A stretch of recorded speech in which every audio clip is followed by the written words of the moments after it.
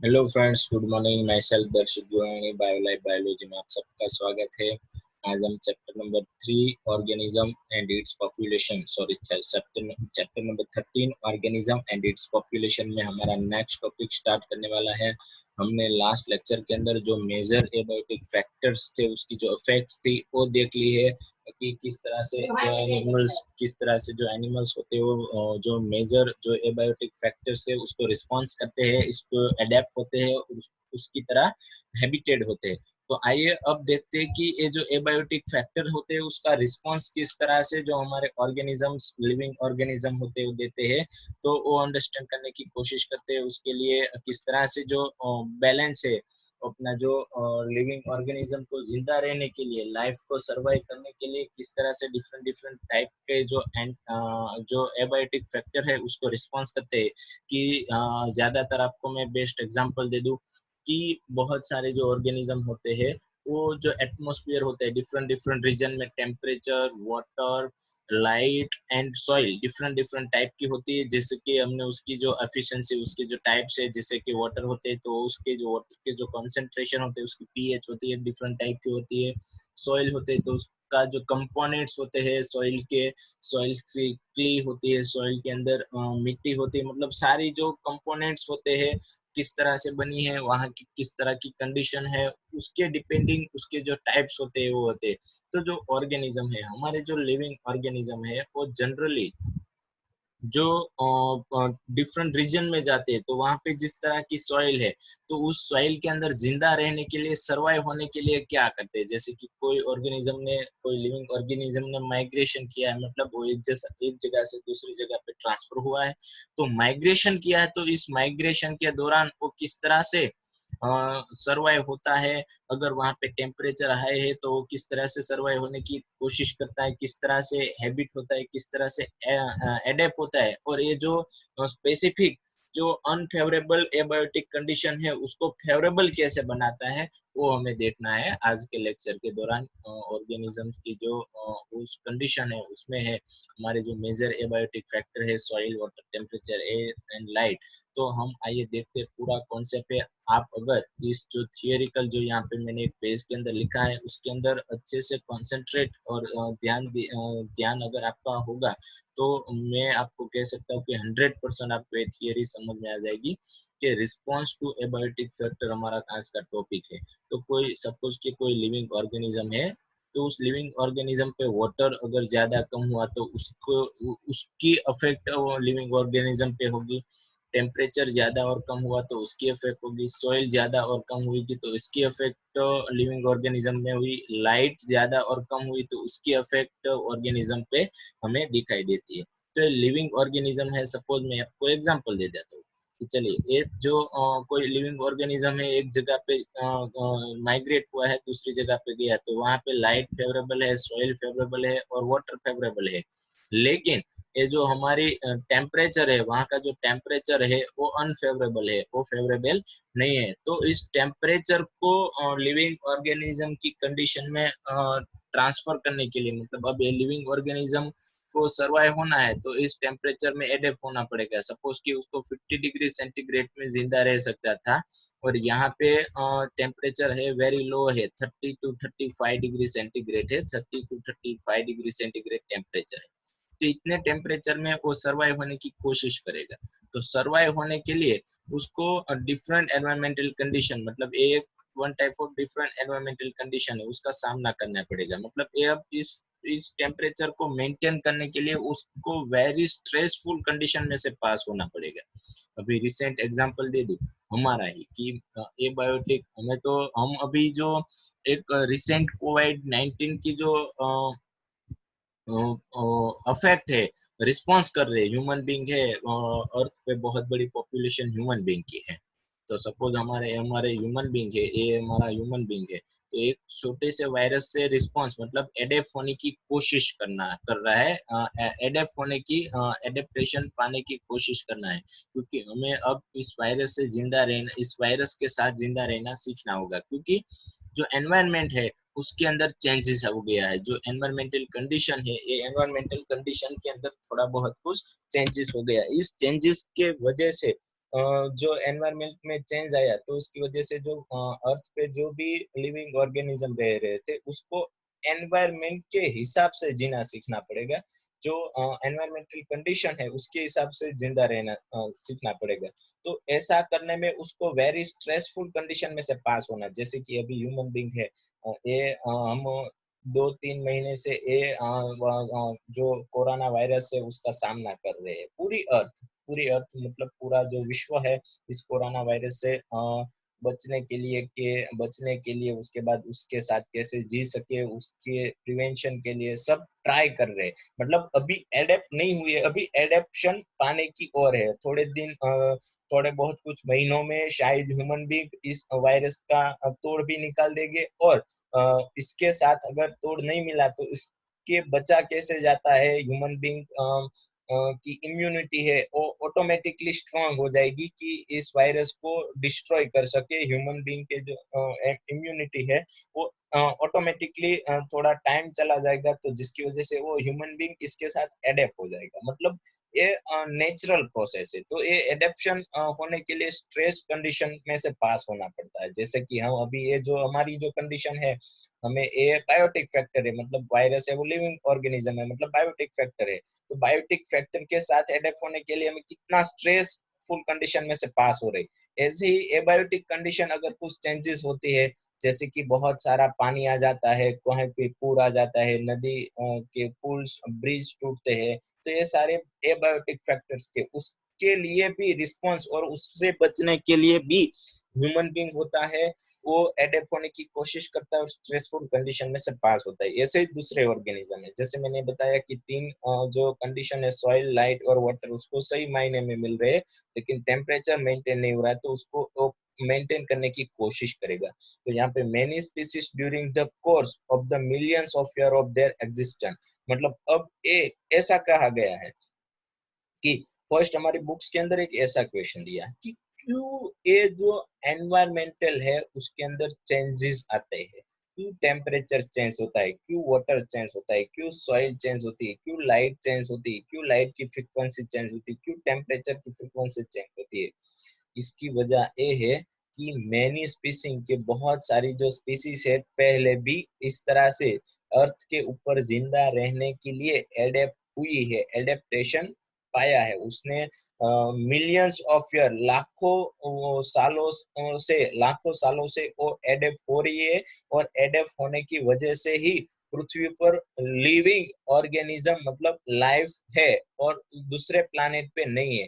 क्यों दूसरे प्लानेट में नहीं है कि दूसरे प्लानेट में जो सॉइल, वाटर, लाइट, टेम्परेचर, इन सब जो एबायोटिक फैक्टर्स है, उस एबायोटिक फैक्टर की कंडीशन में लिविंग ऑर्गेनिज्म जिंदा रहने के लिए एडेप्ट नहीं हो सके और अर्थ में हो सके, और इसके लिए बहुत मिलियंस साल लगे, बहुत साल लगे। और ये हर 100 साल में और बहुत सारे सालों में एक बार ये एनवायरमेंटल कंडीशन है, ये बायोटिक कंडीशन है, उसके अंदर चेंजेस आता है। क्योंकि ये चेंजेस इसलिए आता है कि जो अभी जो जिंदा रह रहे, जैसे कि हम है, ह्यूमन बीइंग है, अदर ऑर्गेनिज्म है, अदर बैक्टीरिया है, अदर लिविंग लाइफ है, प्लांट्स है, तो उन सबको ये पता चले कि किस तरह से एडेप्शन किया जाता है, किस तरह से ये जो एबायोटिक फैक्टर्स है उसको रिस्पॉन्स किया जाता है, और किस तरह से उससे बचा जा सकता है। तो ये हमारा रिस्पॉन्स है। अब इस तरह से एक हमें अगर मिलियंस ऑफ ईयर में एडेप्शन ले लिया, तो वो किस तरह से एडेप्टेशन मतलब एडेप्टेशन हमें मिलता है, एडेप्टेशन किस तरह से हैबिटेड होते हैं।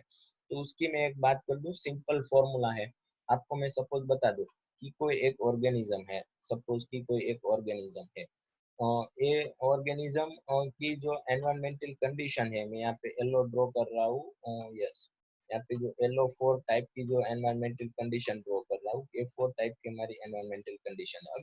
अब जो ऑर्गेनिज्म है इस एनवायरमेंटल कंडीशन को, मतलब लाइट की फ्रीक्वेंसी को चेंज नहीं कर सकता, टेम्परेचर को चेंज नहीं कर सकता, पानी और सॉइल की जो कंपोनेंट्स है उसके अंदर कुछ चेंजेस नहीं कर सकता। चेंजेस अब अगर लिविंग ऑर्गेनिज्म के पास एक ही ऑप्शन है, अगर उसको जिंदा रहना है, इसको जिंदा रहना है, तो इसके इंटरनल स्ट्रक्चर, इंटरनल बॉडी है उसके अंदर कुछ चेंजेस करना पड़ेगा। इंटरनल बॉडी ऐसी बनानी पड़ेगी कि हाई टेम्परेचर में जिंदा रह सके, इंटरनल बॉडी ऐसी बनानी पड़ेगी कि लो टेम्परेचर में जिंदा रह सके। तो यहाँ पे हमें दिया गया है कि ऑर्गेनिज्म चेंज बॉडी टेम्परेचर। अगर टेम्परेचर का प्रॉब्लम है, सपोज कि हमने देखा था कि ऑर्गेनिज्म को, इसके पहले की स्लाइड के अंदर कोई ऑर्गेनिज्म था, उसको टेम्परेचर मेंटेन नहीं हो पा रहा था, वहां पे टेम्परेचर वेरी लो था और अदरवाइज वेरी हाई था। दो कंडीशन है, बहुत ज्यादा टेम्परेचर था, उसके अंदर जो ऑर्गेनिज्म है उसको जिंदा रहना है। तो जिंदा रहने के लिए जो ऑर्गेनिज्म होते हैं वो अपनी बॉडी का टेम्परेचर चेंज कर दे, क्योंकि वो वहां पे जो एनवायरमेंटल जो टेम्परेचर है, जो लाइट का जो फ्रीक्वेंसी है, उसको तो कोई ऑर्गेनिज्म चेंज नहीं करता। डेफिनेटली कोई रीजन है उसका टेम्परेचर कोई भी एनिमल चेंज नहीं कर सकता। तो अब ह्यूमन बींग और एनिमल्स को सर्वाइव होना है, तो उसकी जो इंटरनल बॉडी का जो लेवल है, उसका जो टेम्परेचर है, उसको मेंटेन करना पड़ेगा। तो सपोज कि आप देख सकते हैं कि एक्सटर्नल लेवल, यहाँ पे एक चार्ट दिया है कि एक्सटर्नल लेवल मतलब एनवायरमेंट का टेम्परेचर। अब ऑर्गेनिज्म को इसके साथ जिंदा रहना है, तो उसका इंटरनल जो लेवल है टेम्परेचर का, वो भी मेंटेन करना पड़ेगा। तो जो भी ऑर्गेनिज्म मेंटेन कर सकते हैं वो रेगुलेट होते हैं। धीरे धीरे सब ऑर्गेनिज्म रेगुलेट होने की प्रोसेस स्टार्ट करते हैं, तो उसको पार्शियल रेगुलेट कहते हैं। और जो रेगुलेट नहीं हो पाते उसको कन्फॉर्मेंस कहते हैं, मतलब वो सर्वाइव नहीं हो पाते और सर्वाइव होने की ट्राई करते हैं। थोड़ा टाइम ऐसा आएगा कि वो धीरे धीरे फिर से सर्वाइव होने लगे। तो इस ये जो हमारा चार्ट है कुछ इस तरह बन जाएगा। मतलब हमारा जो बॉडी का इंटरनल टेम्परेचर है, जो एक्सटर्नल टेम्परेचर है, मतलब जो एनवायरमेंट का टेम्परेचर है, उसके साथ इक्वलाइज हो जाए, इसका रेशियो इक्वलाइज हो जाए, तो जो कोई भी ऑर्गेनिज्म जनरली सर्वाइव हो सकता है। जिस तरह से उसके बाद ऑस्मोसिस बैलेंस, उसके बाद पानी के अंदर जो ऑर्गेनिज्म, जो बैक्टीरिया रहते हैं, उसको कुछ ऑस्मोसिस रिलेटेड कुछ प्रॉब्लम है।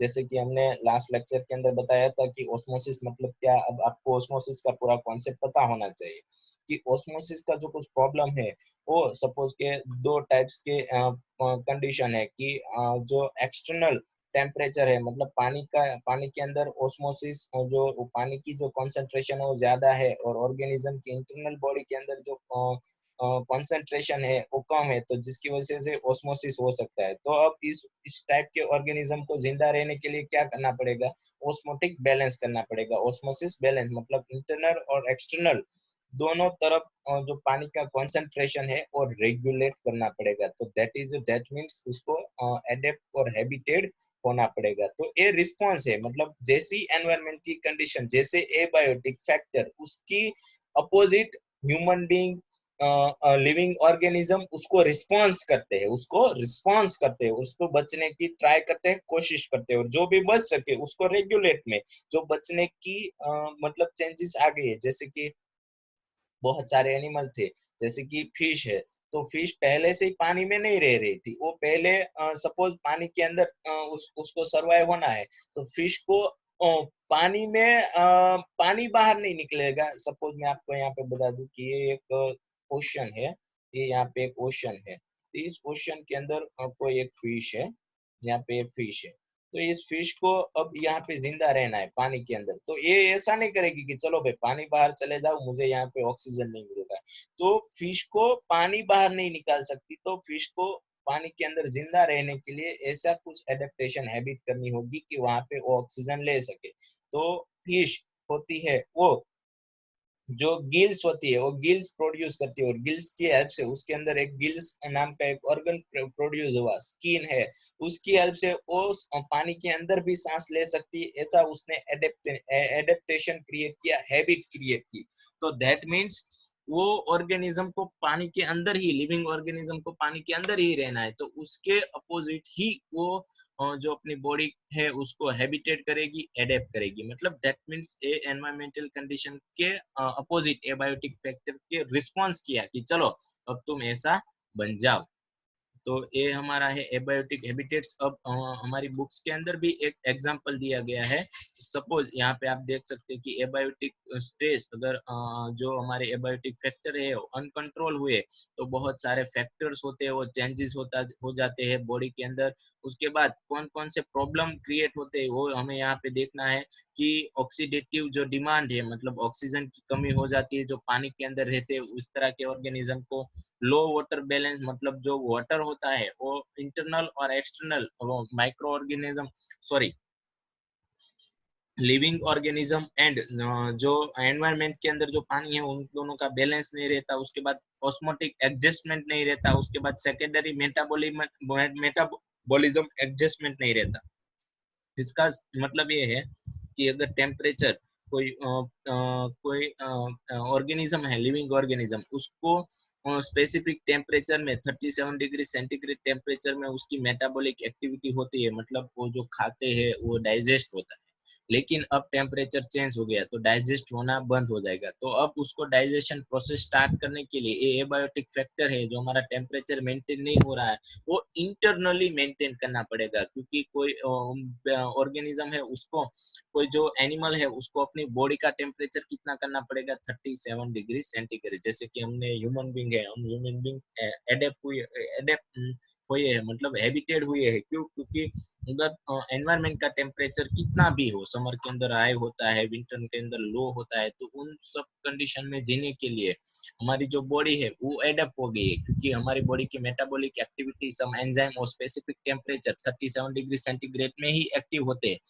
तो वो उन सबको एक्टिव करवाने के लिए, वो सारे एंजाइम्स को एक्टिव करवाने के लिए हमारी बॉडी होती है, वो बॉडी का टेम्परेचर होता है वो मेंटेन होता है, हमारी बॉडी का टेम्परेचर होता है वो मेंटेन बैलेंस होता है। जनरली हमारे बॉडी का टेम्परेचर अगर हम देखते हैं कि अगर समर के दौरान हमारा बॉडी का टेम्परेचर बढ़ गया तो उसको कूलिंग करने के लिए स्वेट रिलीज होता है, हमारी बॉडी में से स्वेट रिलीज होता है, और उसकी वजह से हमारी बॉडी पूरी कूल हो जाती है, हमारी बॉडी कूल हो जाती है। ऐसे ही बहुत सारे एनिमल्स के अंदर भी ऐसा होता है, तो दैट मीन्स ये हमारे जो एबायोटिक फैक्टर है उसके अपोजिट हमारी बॉडी रिस्पॉन्स कर रही है। उसके बाद यहाँ पे एक एग्जांपल दिया गया कि कोई लिविंग ऑर्गेनिज्म है, तो लिविंग ऑर्गेनिज्म सपोज ह्यूमन है, वो 25 डिग्री सेंटीग्रेड में बहुत अच्छे से वर्क कर सकता है। अब टेम्परेचर समर में हाई होगा तो टेम्परेचर बैलेंस करने के लिए कोई आर्टिफिशियल इंस्ट्रूमेंट यूज कर सकता है, सपोज एसी एक्सेट्रा। उसके बाद टेम्परेचर लो होगा तो विंटर के अंदर ह्यूमन बींग होता है स्वेटर और हीटर की हेल्प से टेम्परेचर मेंटेन करता है, अदरवाइज एक्सरसाइज करता है, एक्सरसाइज करने की वजह से जो बॉडी का टेम्परेचर होता है वो हाई होता है, मतलब आउटर टेम्परेचर मतलब इंटरनल और एक्सटर्नल टेम्परेचर बैलेंस करने की कोशिश करता है। तो ये एग्जांपल है बेस्ट कि हम एबायोटिक फैक्टर्स के अपोजिट किस तरह से रिस्पांस देते हैं। ये तो ह्यूमन बीइंग की बात की, लेकिन अदर लिविंग ऑर्गेनिज्म है जो एक्सरसाइज नहीं कर सकते, जो ऑर्गेनिज्म ऐसे है कि जो ऐसी कूलिंग सिस्टम का यूज नहीं कर सकते, तो उसके लिए इस डिफरेंट टाइप की एनवायरमेंटल कंडीशन के अंदर, मतलब इसको रिस्पॉन्स करने के लिए, जिंदा रहने के लिए, सरवाइव होने के लिए और रेगुलेट होने की कोशिश करते हैं। रेगुलेट मतलब मैंने बताया कि अगर बॉडी का टेम्परेचर, बॉडी ही रेगुलेट करती है कि अगर बॉडी का टेम्परेचर 37 डिग्री मेंटेन रखना है, तो अगर आउटर ए इंटरनल टेम्परेचर है, अब मैं आपको बता दूं कि आउटर टेम्परेचर हमारा 50 डिग्री सेंटीग्रेड है, बाहर का टेम्परेचर 50 डिग्री सेंटीग्रेड है, तो बॉडी का टेम्परेचर भी धीरे धीरे बढ़ने की कोशिश करेगा, लेकिन इसको मेंटेन करने के लिए बॉडी स्वेट रिमूव करती है, जिसकी हेल्प से क्या होता है, टेम्परेचर बैलेंस होता है। उसके बाद कन्फर्म माइग्रेट, अगर एनिमल्स को ऐसा लगा कि यहाँ पे टेम्परेचर हमसे कंट्रोल, हमारी बॉडी भी कंट्रोल नहीं हो सकती, तो इसके वजह से हमारी बॉडी भी टेम्परेचर कंट्रोल नहीं कर सकती, तो इसकी वजह से वो माइग्रेट हो जाते हैं एक जगह से दूसरी जगह पे, जहाँ पे स्पेसिफिक टेम्परेचर उसको जिंदा रहने के लिए मिल सके। जैसे कि बहुत सारे बर्ड्स होते हैं वो माइग्रेट हो जाते हैं कोई स्पेसिफिक सीजन के दौरान, कोई स्पेसिफिक सीजन के दौरान, क्योंकि वो टेम्परेचर, पानी की कमी, बहुत सारे बर्ड्स होते हैं वो समर के दौरान पानी की कमी की वजह से माइग्रेट हो जाते हैं, जहाँ पे पानी मिल सके, जहाँ पे वो सर्वाइव हो सके, उस तरह के उस जगह पे चले जाते हैं। मतलब सबको, सब लिविंग ऑर्गेनिज्म होते हैं वो एनवायरमेंटल कंडीशन, एबायोटिक फैक्टर को अपोजिट रिस्पॉन्स करते हैं, 100% करते हैं। हम हमारे जो हमारे आसपास बहुत सारे ऐसे एग्जांपल जैसे मैं दे रहा हूँ कि कोई बर्ड्स होते हैं, जैसे उसके बाद ह्यूमन बींग है, सब माइग्रेट करते हैं, कंफर्म होते हैं, एडेप्ट होने की कोशिश करते हैं, सस्पेंडेड होने की कोशिश करते हैं। सस्पेंडेड मतलब क्या कि ट्राई करेंगे कि चलो थोड़े दिन बहुत कुछ देख लेते हैं कि यहाँ पे हम जिंदा रह सकते हैं, और पॉसिबिलिटी है जिंदा रहने की, मतलब ये सारी इसकी कंडीशन है, वेरियस पॉसिबिलिटी है कि इस पॉसिबिलिटी में जो अदर ऑर्गेनिज्म है वर्क करेंगे, का तो उसकी बॉडी रेगुलेट करेगी, सब पानी की कमी है, तो सपोज कि कोई एनिमल है, जैसे कि हम कैमल की बात करें तो कैमल डेजर्ट में जिंदा रहता है। तो डेजर्ट में क्यों? क्योंकि उसकी बॉडी रेगुलेट करती है, पानी की जो कमी है उसको रेगुलेट करने में उसकी बॉडी हेल्पफुल होती है। मतलब ये पहले से ही ऐसा नहीं था, तो उसने ये जो एबायोटिक कंडीशन है उसको रिस्पॉन्स किया, इस एनिमल ने इसको रिस्पॉन्स किया। तो that is a most interesting process. Body के अंदर जो ये बायोटिक फैक्टर्स है उसको रिस्पॉन्स करने की जो लिविंग ऑर्गेनिज्म के पास जो कैपेसिटी है, that is a most interesting. आइए हम हमारी जो थियरी है वो देख लेते हैं एक बार। उससे पहले जो एलिमेंट्स होते हैं, लाइक ये जो the interaction of biotic and abiotic factor have to keep the environmental self regulator. जो हमारे बायोटिक और एबायोटिक फैक्टर्स होते हैं, वो दोनों फैक्टर होते हैं, वो ऑर्गेनिज्म को जिंदा रहने के लिए, लिविंग ऑर्गेनिज्म को जिंदा रहने के लिए रिस्पॉन्सिबल होते हैं। उसके बाद यहाँ पे रिस्पॉन्स टू एबायोटिक फैक्टर, हमें यहाँ पे एबायोटिक फैक्टर का जो रिस्पॉन्स देते हैं उसका एक बेस्ट एग्जांपल दिया है कि जो एंडोथर्म, मतलब जो कूलिंग रीजन में जो एनिमल्स रहते हैं, कूलिंग रीजन में जो एनिमल्स रहते हैं, तो उसके अंदर जो मेटाबॉलिक एक्टिविटी है वो सिर्फ 37 डिग्री सेंटीग्रेड में ही पॉसिबल है। लेकिन अब इतना एटमॉस्फेयर बाहर तो बहुत कूलिंग है, माइनस में भी टेम्परेचर हो सकता है, तो यहाँ पे 0 डिग्री है, तो बॉडी का 37 किस तरह से मेंटेन होता है? तो बॉडी के अंदर मेटाबॉलिक एक्टिविटी होने के लिए बॉडी, मतलब ये जो एनिमल्स है उसका इंटरनल टेम्परेचर 37 रहता है, इस तरह से कुछ फंक्शन कहते हैं। मतलब ये जो जो यहाँ पे जो जिंदा रहने वाले एनिमल्स है, उस एनिमल्स की जो स्किन होती है, उस स्किन पे बहुत सारे हेयर होते हैं, जिसकी हेल्प से उसकी जो टेम्परेचर, उसका जो बॉडी का टेम्परेचर है वो लो ना हो जाए, उसकी बॉडी की मेटाबॉलिक एक्टिविटी अच्छे से चल सके। तो ये उसने ये जो एबायोटिक फैक्टर था, कूलिंग फैक्टर एबायोटिक फैक्टर था हमारा, उसके अपोजिट इस एनिमल ने रिस्पॉन्स दिया। इसी तरह से हमारा कैमल है, तो कैमल को टेम्परेचर हाई, मतलब यहाँ पे तो डेजर्ट के अंदर टेम्परेचर हाई होगा, तो वहां पे जिंदा रहने के लिए कैमल क्या करेगा, अपनी बॉडी में से पानी और जो स्वेट है वो रिमूव करेगा और अपनी बॉडी का टेम्परेचर जो नॉर्मल, अपनी नॉर्मल टेम्परेचर है उतना मेंटेन करने की कोशिश करेगा। तो that is the most important thing. ये जो रिस्पॉन्स टू एबायोटिक फैक्टर की जो कंडीशन है, एनिमल के पास जो कैपेसिटी है, वो मोस्ट इंटरेस्टिंग और इमेजिंग है। उसके बाद ये हमारी थियरी है, जो भी मैंने बात की थी, जो भी हमने डिस्कस किया, यही बात हमारी बुक्स के अंदर लिखी है। हम एक बार देख लेते हैं।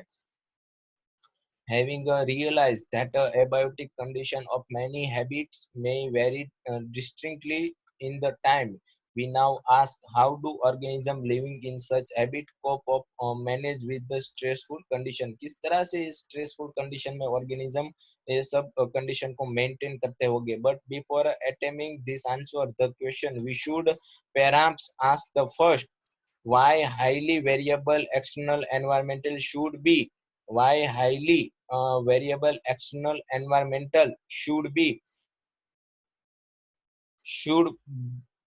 should bother organism after all।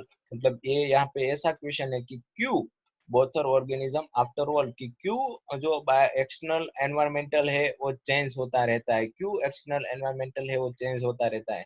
क्योंकि ऑर्गेनिज्म अच्छी तरह से सर्वाइव हो सके और ऑर्गेनिज्म है उसको पता चले कि यहाँ पे लिखा we would expect that during this course of millions of years of their existence many species would have involved a relatively constant internal within the body environment that permit all biochemical reaction and physiological function to process with maximum efficiency, and this enhance the overall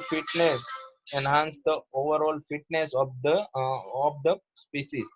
ये बहुत interesting है। यहाँ पे ये लिखा गया है कि इतना जो हमारा सेंटेंस है उसका एक्सप्लेनेशन ऐसा कुछ होता है कि क्यों जो बाहर का एटमॉस्फेयर है वो क्यों टाइम टू टाइम चेंज होता है, एक्सटर्नल एनवायरनमेंट क्यों चेंज होता है। तो इसके आंसर में दिया है कि ये जो ऑर्गेनिज्म होते हैं उसको, ऑर्गेनिज्म को ये जो एबायोटिक कंडीशन है उसके अंदर जिंदा रहने के लिए, अडेप्ट होने के लिए बहुत सारे साल लग जाते हैं और इसकी वजह से जो बहुत सारे स्पीसीज है वो जो अपना जो कांस्टेंट जो इंटरनल जो टेम्परेचर है, इंटरनल चेंजेस है वो कांस्टेंट रखती है। जिस तरह से यहाँ पे एक चार्ट दिया है कि इंटरनल लेवल है, एक्सटर्नल लेवल है।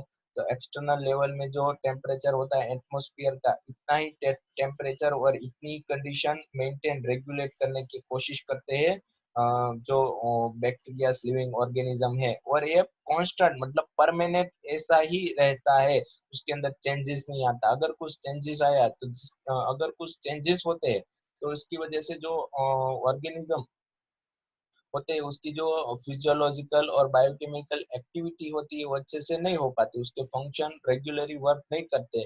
उसको रेगुलरली वर्क करने के लिए ये जो एडेप्ट होना, हैबिटेट होना और इस एबायोटिक फैक्टर को रिस्पॉन्स होना जरूरी है।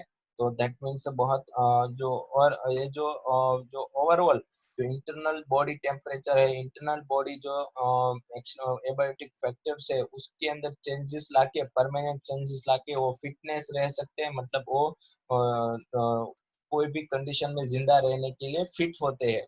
This constant, for example, could the term of optimal temperature and osmotic condition of the body fluid।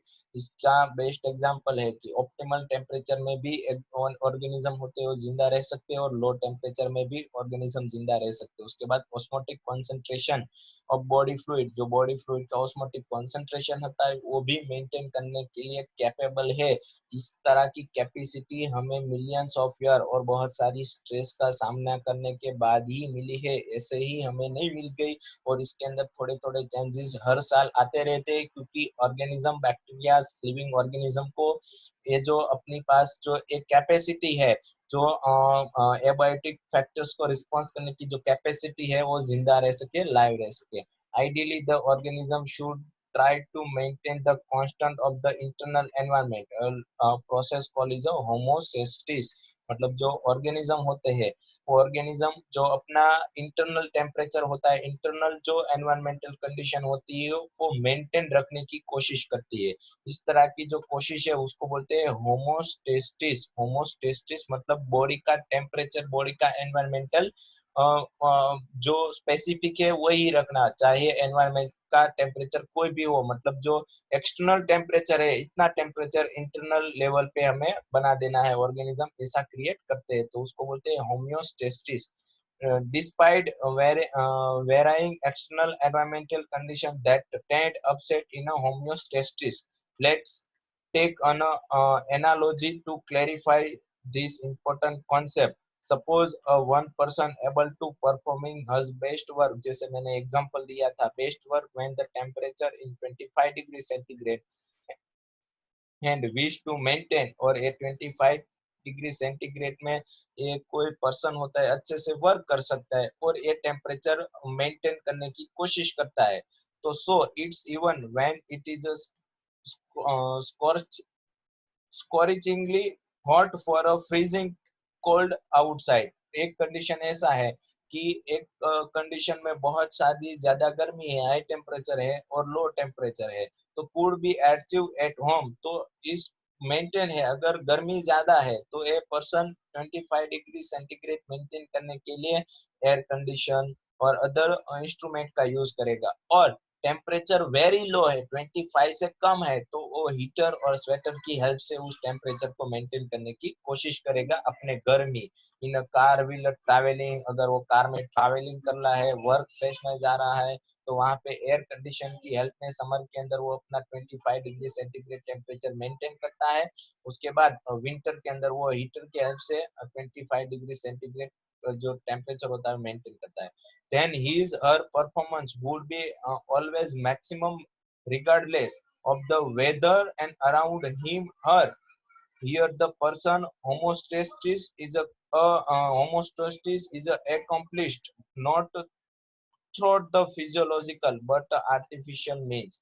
मतलब ये जो होमोस्टेसिस कंडीशन है, होमोस्टेसिस कंडीशन है वो नेचुरल नहीं है, वो आर्टिफिशियल है। आर्टिफिशियल जो इंस्ट्रूमेंट है, जो आर्टिफिशियल इंस्ट्रूमेंट है उसकी हेल्प से उसने ट्राई की है कि वो इस कंडीशन को मेंटेन कर सके, जैसा कि हमने जो पहले की स्लाइड के अंदर हमने ये बात देख ली थी। उसके बाद बात करें कि how to the other living organism, जो अदर लिविंग ऑर्गेनिज्म है उसको आर्टिफिशियल ऐसी कुछ कंडीशन मिलती नहीं है, तो उस ऑर्गेनिज्म किस तरह से इस जो एबायोटिक फैक्टर है उसको रिस्पॉन्स करते हैं। तो उसकी हमें बात की थी कि वो रेगुलेट करते हैं, उसके बाद वो ऑर्गेनिज्म होते हैं वो माइग्रेट करते हैं, कन्फर्म रहते हैं और सस्पेंडेड रहते हैं। तो हम आइए आज के लेक्चर के दौरान बात करते हैं कि किस तरह से जो ऑर्गेनिज्म होते हैं, जो अदर लिविंग ऑर्गेनिज्म है, जो अदर लिविंग ऑर्गेनिज्म है, वो अदर लिविंग ऑर्गेनिज्म होम्योस्टेसिस नहीं कर पाते, जो होम्योस्टेसिस की प्रोसेस उसके अंदर नहीं होती। तो इस तरह के ऑर्गेनिज्म के अंदर रेगुलेट होने के लिए उसको इस एबायोटिक फैक्टर के अंदर कंडीशन के अंदर जिंदा रहने के लिए कौन सी प्रोसेस होती है, उसके अंदर फर्स्ट उसकी पॉसिबिलिटी है रेगुलेट, मतलब ये ऑर्गेनिज्म रेगुलेट करने की कोशिश करेगा। जैसे कि मैंने बताया कि बॉडी टेम्परेचर 37 डिग्री सेंटीग्रेड है, वहां पे बॉडी टेम्परेचर अच्छे से ऑर्गेनिज्म वर्क कर सकते हैं।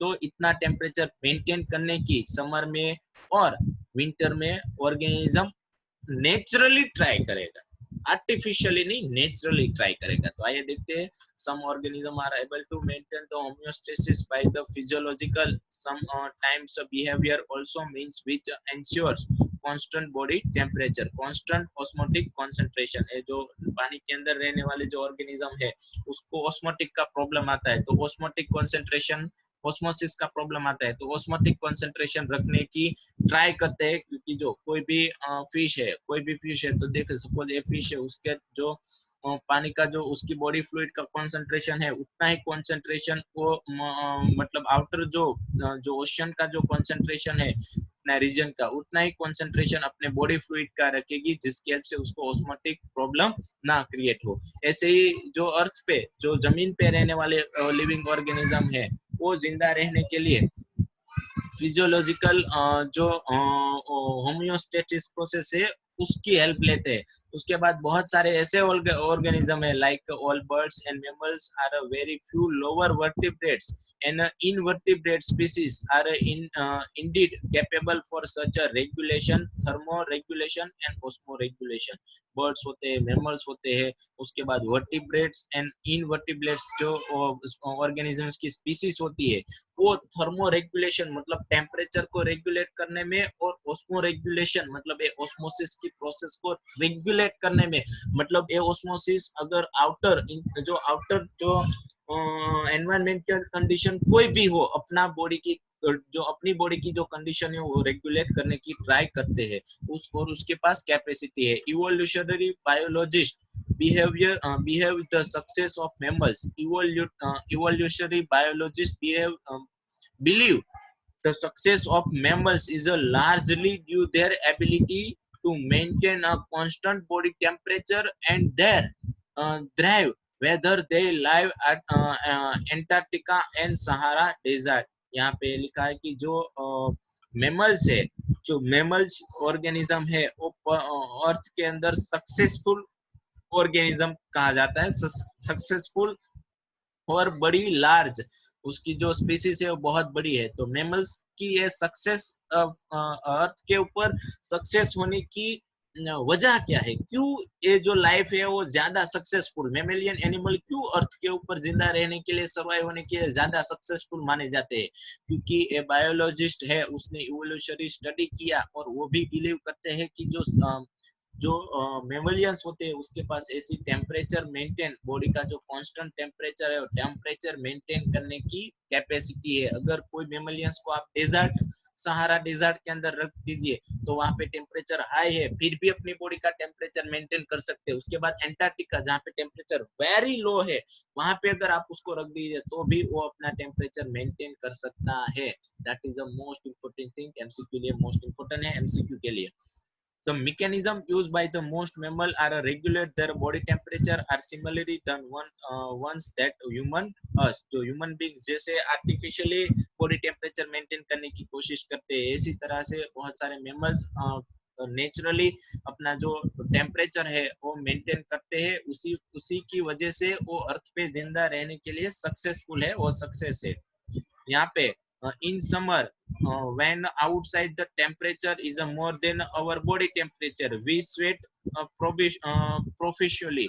यहाँ पे मैंने दिया था कि अगर समर के अंदर मेमलियंस ऑर्गेनिज्म के जो मेमलियंस है, मेमलियंस का जो टेम्परेचर बढ़ जाएगा तो बॉडी उसका टेम्परेचर को मेंटेन करने के लिए स्वेट रिलीज करती है, और द रिजल्टिंग एवापोरेटिंग कूलिंग, और उसकी वजह से बॉडी कूल होती है. Similarly what happen with the desert coolers in operation bring down the body temperature, और इसकी वजह से डेजर्ट के अंदर जो एनिमल्स रहते हैं उस एनिमल का टेम्परेचर स्वेट रिमूव होने की वजह से मेंटेन रहता है. उसके बाद the winter when the temperature much lower than 37 degree, winter के अंदर 37 डिग्री से कम टेम्परेचर हो जाता है, तो उसके अंदर इस तरह की कंडीशन के अंदर ऑर्गेनिज्म जिंदा रहने के लिए, इस तरह की कंडीशन के अंदर ऑर्गेनिज्म होते हैं वो जिंदा रहने के लिए अपना जो बॉडी का टेम्परेचर है वो मेंटेन करने के लिए lower than 37 degree we start to the shiver, a kind of exercise which produce heat and rise to the body and temperature. बहुत सारे मेमिलियंस होते हैं वो विंटर के दौरान बॉडी का टेम्परेचर मेंटेन करने के लिए शिवर करते हैं और एक्सरसाइज करते हैं, जिसके वजह से बॉडी का टेम्परेचर जो हीट होता है, हीट होने की वजह से जो लो हो गया है वो 37 डिग्री तक पहुंच जाता है. उसके बाद ये मोस्ट इम्पोर्टेंट जो लास्ट जो लाइन है हमारी है कि सिर्फ लिविंग ऑर्गेनिज्म जो बैक्टीरिया एनिमल्स होते हैं वही ये जो एबायोटिक फैक्टर है उसको रिस्पॉन्स करते हैं. प्लांट और other head do not have such mechanism to maintain internal temperature. सिर्फ टेम्परेचर को मेंटेन करने की एबिलिटी प्लांट के पास नहीं है, दूसरी सब एबिलिटी है. जैसे कि पानी की कमी है तो डेजर्ट के अंदर जो बहुत सारे प्लांट्स होते हैं वो पानी की कमी की वजह से अपने रूट्स होते हैं, रूट्स बहुत लॉन्ग डिस्क्राइब करते हैं, अपने रूट्स बहुत बड़े लंबे करते हैं जिसकी वजह से वो पानी एब्जॉर्ब कर सके. लेकिन प्लांट्स के पास टेम्परेचर मेंटेन करने की कोई भी ऐसी जो इंटरनल जो मैकेनिज्म है वो है नहीं. और जो बेस्ट एग्जांपल है मेमल्स का, मेमल के पास ऐसी इंटरनल कैपेसिटी है जिसकी हेल्प से वो टेम्परेचर मेंटेन कर सकता है, और वो मोस्ट सक्सेसफुल एनिमल है इन लिविंग वर्ल्ड के अंदर. लिविंग वर्ल्ड के अंदर जिंदा रहने के लिए जो सक्सेसफुल एनिमल है वो मेमल से. सपोज वो रेगुलेट कर सकते हैं, वो एबायोटिक फैक्टर को रेगुलेट करने की वो उसके पास कैपेसिटी है. उसके बाद नेक्स्ट हमारा टॉपिक है कन्फर्म्स, उसके बाद माइग्रेट और सस्पेंडेड. वो हम लास्ट लेक्चर के दौरान देखें कि किस तरह के जो एनिमल्स होते हैं, जो प्लांट्स होते हैं जो ये रेगुलेट नहीं कर पाते, जो रेगुलेट नहीं होते, तो किस तरह से वो कन्फर्म हो गए, मतलब किस तरह से वो जिंदा रहने की एडेप्ट होने की कोशिश करेंगे. उसके बाद अगर कोई एटमॉस्फेयर में वो एडेप्ट नहीं हो सके तो किस तरह से माइग्रेट होंगे, किस तरह से जगह अपनी चेंज करेंगे, तो वो हम लास्ट लेक्चर के अंदर देखेंगे. आज का लेक्चर यहीं तक, आप यहाँ तक ही. Thank you very much.